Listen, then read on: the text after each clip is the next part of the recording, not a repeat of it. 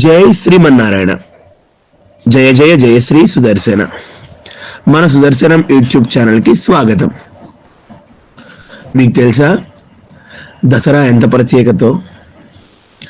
ఈ దేవీ శరన్నవరాత్రులలో శక్తి రూపంలో ఉన్నటువంటి అమ్మవార్లని వివిధమైనటువంటి రూపములలో అలంకరించి ఆరాధించటం మనకి కనబడుతూ ఉంటుంది. అలానే లక్ష్మీదేవికి కూడా అష్టలక్ష్మి అలంకారాలను ధరింపచేసి పూజించటం జరుగుతుంది. ఇవే కాదు, తిరుమల కొండపై కలియుగ ప్రత్యక్ష దైవమైనటువంటి శ్రీనివాసుడికి ఈ నవరాత్రులలో నవరాత్రి బ్రహ్మోత్సవాలు నిర్వహించడం జరుగుతుంది. అందరూ అనుకుంటారు తిరుమల కొండపై ఉన్నటువంటి స్వామి శక్తి స్వరూపం కూడా కాబట్టి నవరాత్రులలో బ్రహ్మోత్సవాలు జరుగుతాయి అని. కానీ విషయం అది కాదు. కన్యా మాసంలో శ్రవణ నక్షత్రంలో, అంటే ఆశ్వీజ మాసం శ్రవణ నక్షత్రంలో తిరుమల కొండలపై శ్రీనివాసుడు వేంచేసినటువంటి రోజు, అంటే తిరుమల కొండకి వచ్చినటువంటి రోజు.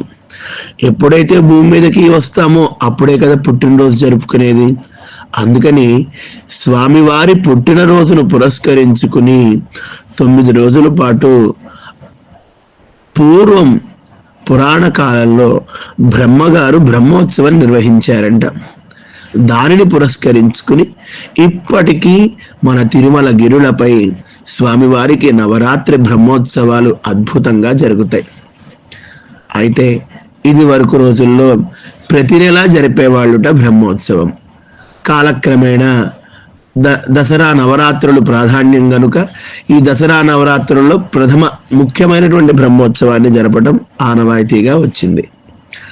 రామానుజుల వారికి పూర్వం స్వామివారి బ్రహ్మోత్సవాలు తిరుచానూరు పద్మావతి అమ్మవారి సన్నిధి దగ్గర జరిగేవిట. ఎప్పుడైతే రామానుజులు తిరుమల కొండకు వెళ్ళి అక్కడ సంస్కరణలు చేసి స్వామివారికి మాడవీధులు ఏర్పరిచిన తర్వాత స్వామివారి బ్రహ్మోత్సవాలు తిరుమల గిరులపైనే జరుగుతున్నాయి. ప్రతిరోజు ఒక్కొక్క విశేషమైనటువంటి వాహనం, విశేష అలంకారము, జన సందోహము, మేళ తాళాలు, వేద దివ్య ప్రబంధ నాదాల నడుమ అఖిలాండ కోటి బ్రహ్మాండ నాయకుడైనటువంటి కలియుగ ప్రత్యక్ష దైవం శ్రీనివాసుడు మాడవీధులలో విహరిస్తూ భక్తుల్ని కటాక్షిస్తూ ఉంటారు. దేవతలందరూ వచ్చి తిరుమల గిరిపై స్వామివారి బ్రహ్మోత్సవాన్ని సేవిస్తూ ఉంటారు.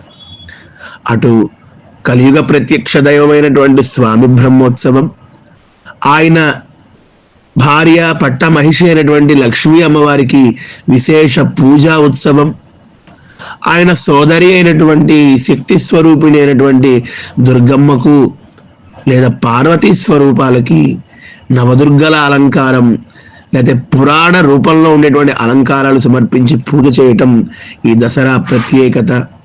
అటు వైష్ణవులకి, శాక్తేయులకి, శైవులకి అందరూ కూడా ఈ దసరా నవరాత్రులలో భగవంతుణ్ణి, అమ్మవార్లను పూజించి వారి అనుగ్రహాన్ని పొందుతూ ఉంటారు. మనము మన ఇష్టదైవాన్ని శ్రద్ధగా ఈ 9 రోజులు ఆరాధన చేసి భగవద్ అనుగ్రహానికి పాత్రులవుదాము. జై శ్రీమన్నారాయణ.